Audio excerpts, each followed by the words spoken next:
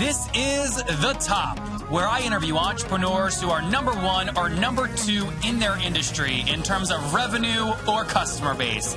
You'll learn how much revenue they're making, what their marketing funnel looks like, and how many customers they have. I'm now at $20,000 per talk. 5 and 6 million. He's hell-bent on global domination. We just broke our 100,000 unit sold mark. And I'm your host, Nathan Latka. This is episode 706. Coming up tomorrow morning, I talk to Manny, where the government gives him power to let non-accredited investors invest. And I asked him, I said, Manny, are you in with the government? Why did you get the first rights to do this? You beat out all the big guys. You beat Indiegogo, Kickstarter, everyone else. Why you? Well, tune in tomorrow to learn about this new way that you can invest in any company. Hello, everyone. My guest this morning is Vinay.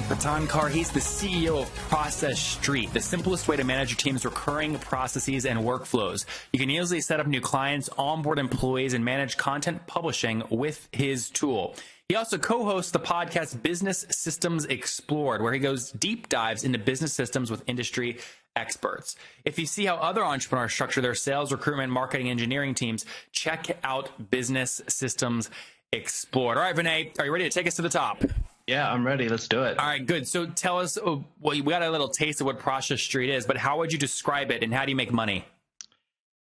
So we're a tool that helps companies build and manage workflows and processes. We're a SaaS product. We make money by charging a monthly or yearly subscription to the product based on the number of users you have on it.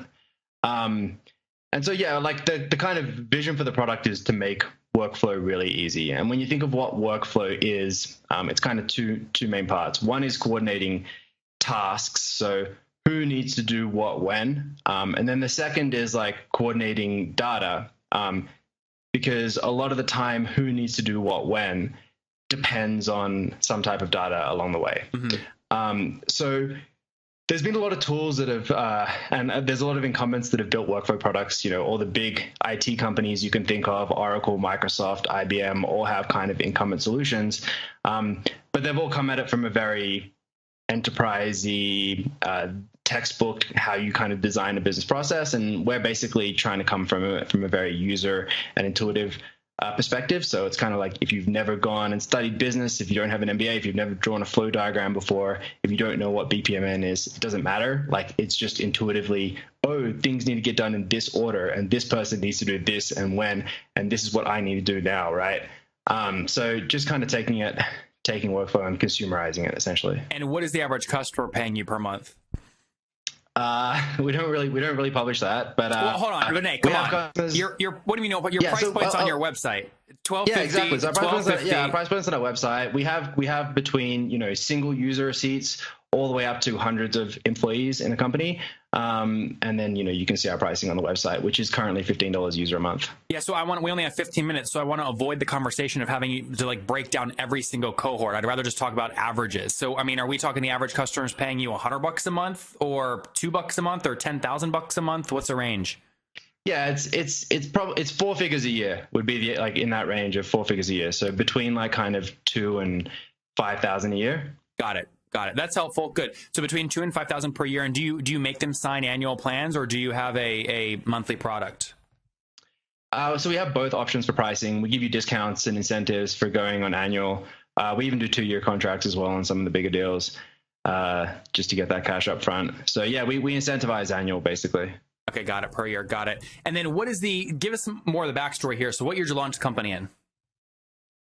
Pardon? What year did you launch the company in? So we launched the company in 2013, pretty much as a side project, but we raised our seed round one and a half years ago. And so that's kind of really when we actually built a proper engineering team and took it out of a prototype into a proper product. Now we're 21 people in the company. Okay, so that seed round would have been late 2015, early 2016. You're now 21 people. How much total have you raised? 1.3. Okay, got it. So was that round that you just did, I guess about a year and a half ago, was that a priced round or was it a convertible note debt? Convertible note. Okay, and did you just basically do like a KISS? It's like the SAFE, right? The YC SAFE, basically. Yeah. Did you go through YC or one of those accelerators? Yeah, we went through AngelPad. Got it. And what was that? What are they doing? Like 5% for $100,000 or something like that? I believe AngelPad has changed it many times over their cohorts, but when we did it was like 6 for 55, so 6% for 55K. Yep, got it. And how are you? So going back to this product space, first off, this space is like super fragmented, and I've interviewed many CEOs in the space, and anytime they try and tell me their technology is a differentiator, I just call bullshit, because I think the person that's going to win this space is the ones that are better at distribution. Because, so like, first off, let's talk about the elephant in the Trello, right? You could argue it's in the space, just had a massive exit. You then have other companies like DePulse, right, which is doing very, very well. You have Smartsheet, which is kind of old and ugly, but they're killing it in the Google Chrome store with over 5 million users. Then you have smaller ones that are embedded in like Gmail, like Yanadu, that are doing like 30 grand per month. So how do you beat all these guys? Yeah, it's a good question. The distribution is definitely key. Finding a scalable, repeatable sales process, and then getting like your price point right is important as well. But I think that in this market, it's not necessarily about being the market leader. Like you said, it's very fragmented. Even in the incumbent space, there's 300 plus companies that don't include any of those products that you just mentioned, right? And so there's kind of two big parts of opportunity to basically take that market, which is like a giant $13.5 billion market. SharePoint's the biggest product in that market. And then there's the kind of emerging SMB market, mid-sized companies market, where it's like a lot of these people are moving off Excel, essentially Excel and Word, right? And then they're moving on to something like Trello and Basecamp or whatever.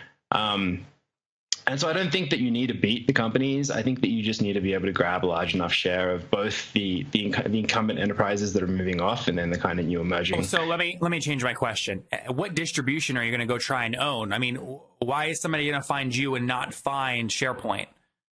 Yeah, I mean, we've currently been focusing on SEO. We're very strong in it, I think, relative to our competitors. Like, we definitely destroy SharePoint. And so how do you measure that? That's been great. Just in terms of ranking for the keywords that we're targeting, and that's been a really cost-effective strategy for us. But I believe as we scale, we'll continue to go after less efficient channels, as long as they're still profitable, right? Someone might be listening, going, "Wait, what do you mean SEO is costly? What does that cost you?"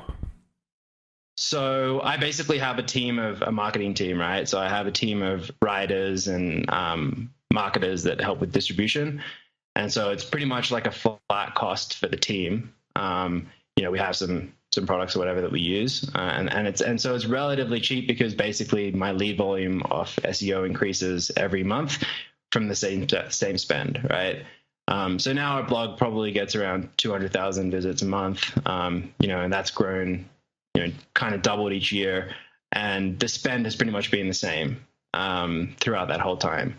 And so I think that's a great channel. I don't know how big it will scale. If we want to hit 100 million in revenue, it's definitely not going to be the only channel that we're using. But at this point, it's very cost effective as a channel. When you look at kind of its cost effectiveness, I assume you know that because you look at that cohort of kind of traffic, and you kind of divide total new signups per month from the blog by your total spend or whatever. What is it the revenue they generate? Yeah. Yeah. What's it costing you to acquire a new customer just through your SEO cohort currently?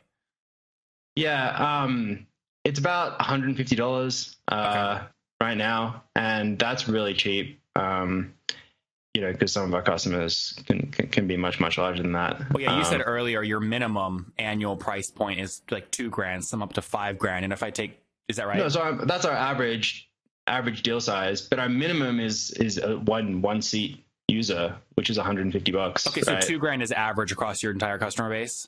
Yeah. Okay. Well, so if I divide that by 12, it's what, $167 per month. Yeah. So if you're spending $150, that's a 1 year payback period. That's good. Yeah. Yeah. Interesting. What's your least profitable channel that you're still trying to fine tune and figure out?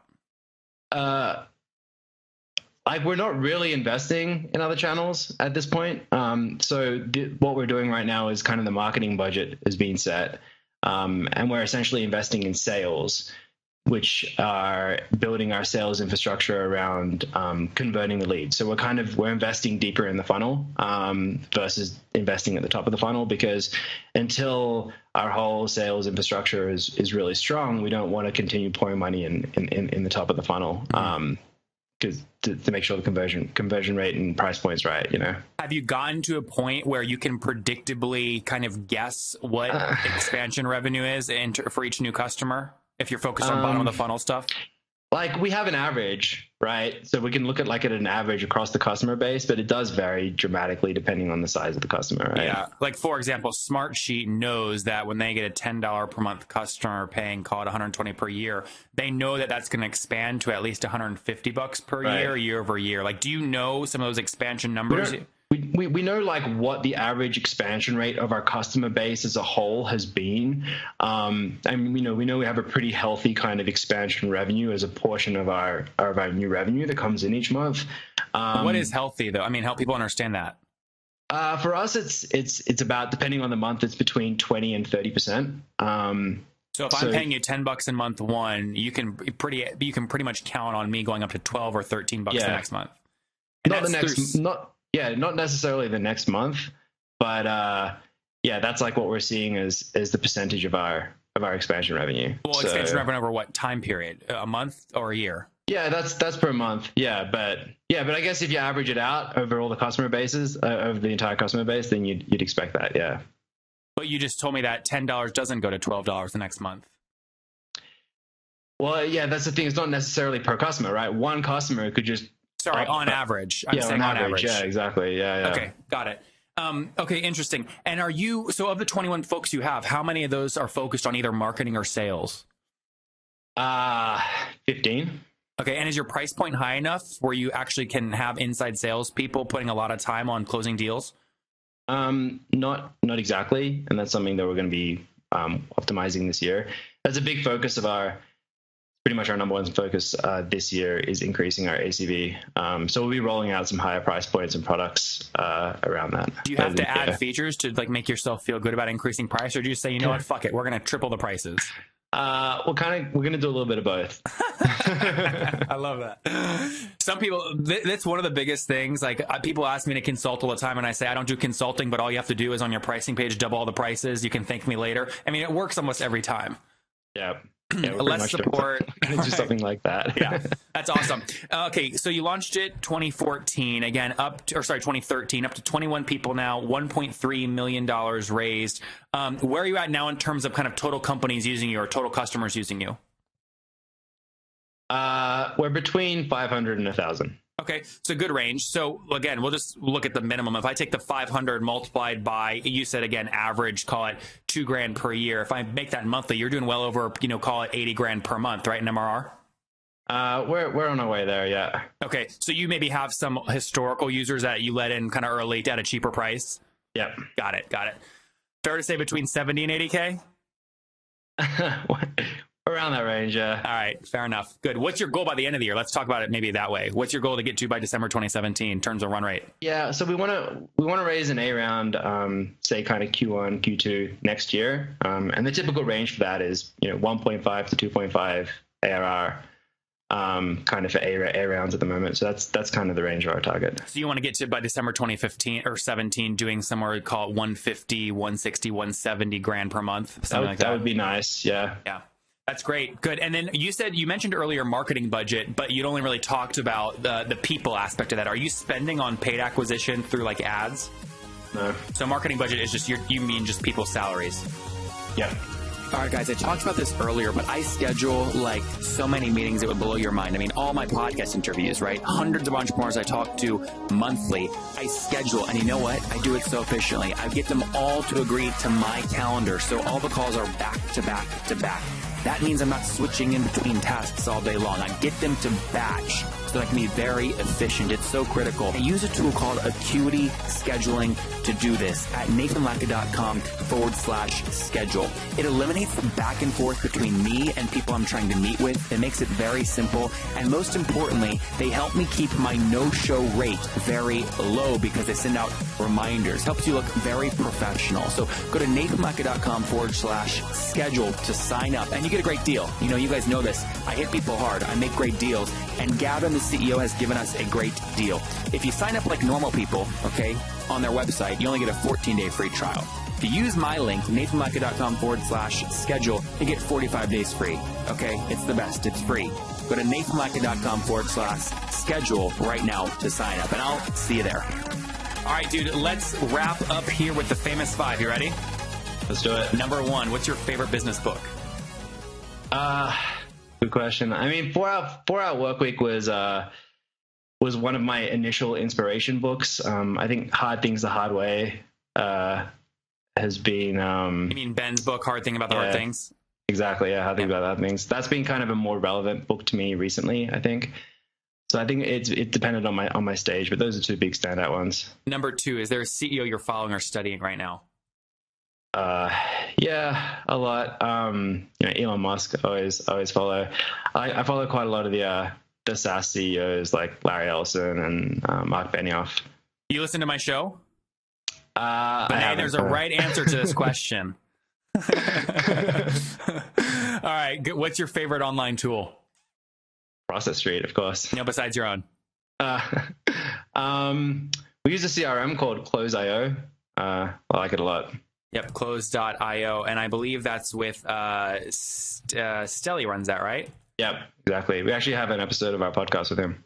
Yeah, and if you guys want to hear Stelly on my podcast, nathanlatka.com/the-top463, he revealed that they passed $200,000 in MRR, passed 500 customers paying a minimum or an average of $400 per month.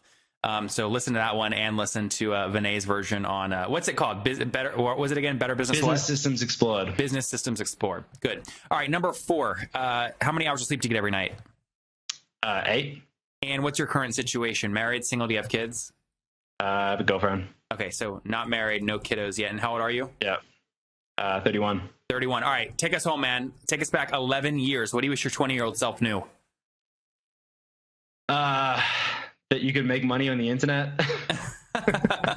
There you guys have it from Vinay, founder of Process Street. You can make real money on the internet. Coming from a guy that launched his company back in 2013, has raised $1.3 million in funding, has a team of 21, currently, again, has 500 customers that pay him to help make and streamline their business systems. Those customers pay on average about $167 per month, or about $2,000 per year. They're doing somewhere between, call it 70, 80 grand per month currently, with the goal to grow to between a 1.5 or a $2 to $2.5 million annual run rate by Q1 of 2018, so they can go into their Series A round. Vinay, thank you for taking us to the top. Thanks. Have a good day. If you enjoyed today's episode with Vinay, go back and listen to Scott's episode yesterday. He's raised $8.8 million, and look, I think this could be the ultimate machine learning tool because of what Scott has done. You'll have to tune in to find out what he's done. It would mean the world to me if you guys got any value from this episode, if you would go leave a review on iTunes right now and then subscribe. You know, I hustle like heck to get these episodes out every freaking day for you guys, and trust me, I love it. I would do it with no listeners, but boy, oh boy, it makes my day, and it makes my team's day when we see great reviews and get your feedback. So thanks so much. Okay, Top Tribe, I love giving away free money. I feel like Oprah giving away cars, and I have something special for you today. How many of you have heard our super sharp guests talk about success they've had with Facebook and Google Ads? Well, all of you listening right now, yes, if you're listening, you get $100 in free AdWords. Here's how you get it, okay? Again, thanks for listening. Get the free $100 from Google, right, when you sign up with my website host provider, HostGator. Go sign up now to get your free money. HostGator.com/Nathan. Again, that's HostGator.com/Nathan.